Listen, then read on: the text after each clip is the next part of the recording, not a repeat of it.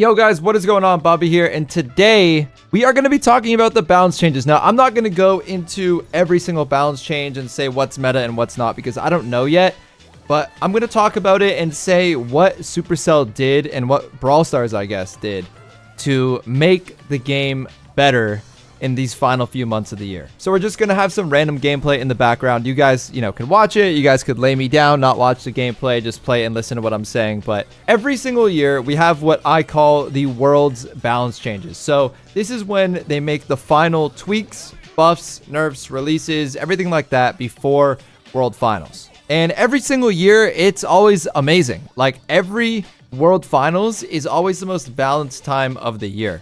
In 2022, 23, 24, and now 25, you always find that there's broken brawlers, broken hypercharges in the newer years, or sorry, I should say the later years.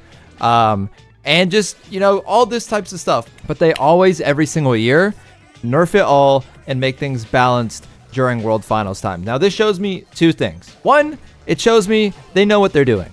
They know if they release a brawler, they know, yeah, this is kind of broken, this is overpowered, but we're going to leave it because it might be good for the game. And by good for the game, I don't mean no, it's good for playing the game, but it's good for the 7-year-olds who are like, oh, look at this brawler, it can dash around, it goes fast. And B, it shows me, hey, at least they care about World Finals enough to have a balanced meta during it. It also kind of shows that the rest of the year, they don't really, pay too much attention to esports, but at least for World Finals, they do. So first and foremost, the most important part about all this is they nerfed hypers. Hypercharges give a passive boost when active, but these boosts differ across brawlers. We're changing hypercharges to give all brawlers the same stat bonuses. A 5% bonus to attack, a 5% bonus to defense, and a 20% boost to movement speed. Now, I got onto the game today. I've played about 10 ranked games. I think I went 9-1. I only lost one of them because one of my teammates, he couldn't have been a real person. I don't know. It felt just like calm,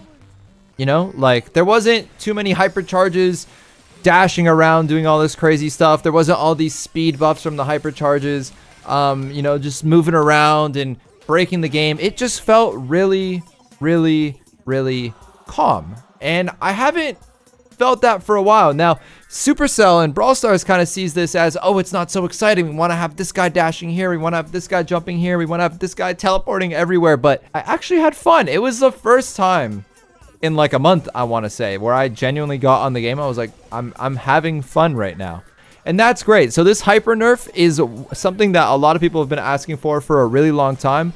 And I am super happy that they just nerfed hypers in general. Now, there are also some hyper nerfs in general. There's a graphic I found off Twitter. It's by Chosen, so, shout out Chosen for the graphic. But there are some really broken ones like Finks, who got a hypercharge nerf, Kenji, who got the teleport removed, Kit, which got a 25% hyper nerf, Bonnie, which got a 12% hyper nerf, Kaze, 33% hyper nerf, Ollie, 16% hypercharge nerf, on top of the fact that she can now not jump over walls, and it's not as far, even though it is still a pretty far dash. And then finally, Byron, who also got a hypercharge nerf. So those are probably, I don't know, 7 or 8 or 6 or 7 brawlers that were top like 10 or 15 in the meta, and they all got hypercharge nerfs on top of the hypercharge stat nerfs that are in the game. So it's just so much more calm, so much more peaceful, and it's so much more enjoyable to play. This is going to allow other brawlers such as like Barley, Larry,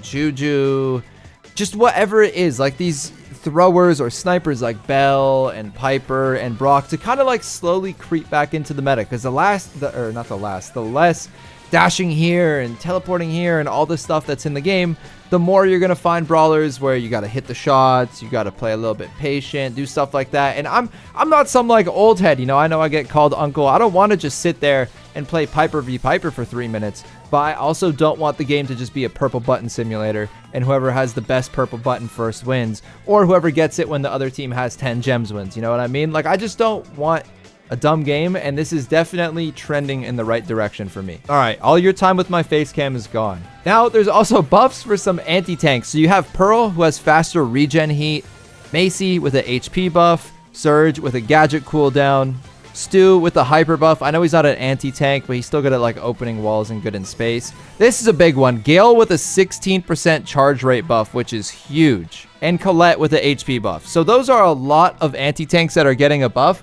Where in the last balance changes, if you guys remember, I was also saying a lot of anti-tanks were getting a buff. So you guys are seeing a lot of assassins and hypers getting nerfed, and then anti-tanks getting buffed. Now, on top of that, which this is all amazing, by the way, like, I don't want to just, like, glaze over that, or maybe that wasn't the right word, or just, like, talk over that as if it's not a big deal, because it is actually a huge deal that those brawlers all got buffs, because there's also control brawlers that got buffs. So, like, Jay gadget, I mean, it's kind of a useless gadget, but still got a buff. The Pam turret HP got a buff, and she's going to get a hypercharge soon, which is huge. Max got a hypercharge rate buff, which I'm kind of scared about because that's a big buff, but that's all good. And then Penny and Poco also got a buff, and they are both control brawlers as well. So you guys are seeing assassins going down, and then control and anti-tank going up. And this is, I'm telling you, this is a dream come true. Like, I have a smile on my face. I know you guys can't see it anymore, but I have a smile on my face that I haven't had in a long time. I'm telling you, Brawl Stars actually felt fun today. And it's just a feels good moment. I don't really know how else to say it. It just feels really nice that hypers aren't taking over the game, and HP isn't taking over the game, and broken brawlers aren't taking over the game anymore. And this could be in over-exaggeration because I had a fun time playing, and maybe I'm just not accustomed to the new meta yet, but I really do feel like this is going to be the best meta we've had all year in terms of just, like, not having something that breaks the game completely. Now, yes, Mina is still broken, but in esports, at least, there is not going to be Mina, and in ranked, you can just ban Mina, so Mina's not a problem unless you're playing for trophies, which I know a lot of you are, and I'm sorry you guys have to face that, Mina. So yeah, all in all, I'm actually pretty happy about what Brawl Stars did. There are some more buffs that we didn't talk about. Ash got an HP buff and a gadget buff, which I don't know if that was needed because Ash is already like a mid-tier brawler, but I think this is going to make Ash one of the top 3 tanks 100% in the game. Then on top of that, you have a Trunk buff as well. We all watched Sergeant play Trunk, so I don't know if that thing needed a buff, but it did get one. Melody got a buff as well, which again, I don't know if it was needed, but Melody isn't super strong, so I don't hate it. You guys are going to see there's a lot of brawlers that are really bad that Brawl Stars never touches that they actually did. So Rosa, for example, which has been horrible forever, is getting a star power buff, and that's actually a pretty big buff. That's a 300 or 33% buff, so that is pretty big. Then you have both star powers from Edgar getting a buff, so star powers are very important to every brawler, so that getting a buff is huge. The damage without Knuckles is getting buffed from Sam, and then the charge rate for Super when you don't have your Knuckles is actually getting buffed as well. So you're getting a Sam buff, you are getting a Rosa buff, and then you are also getting a Primo buff. Now the Primo one's actually kind of interesting because the charge rate from punches got buffed by 12%, but the charge rate from hitting your super got nerfed 16%. So I think what they're trying to do here is make it easier to get that first jump, but then once you get that first jump, they're making it a little bit harder to chain supers, and I think I'm okay with this. But yeah, I don't know. This is probably the greatest balance change I've ever seen. This is fantastic. There was this meme that I saw on Twitter that I just have to show you guys.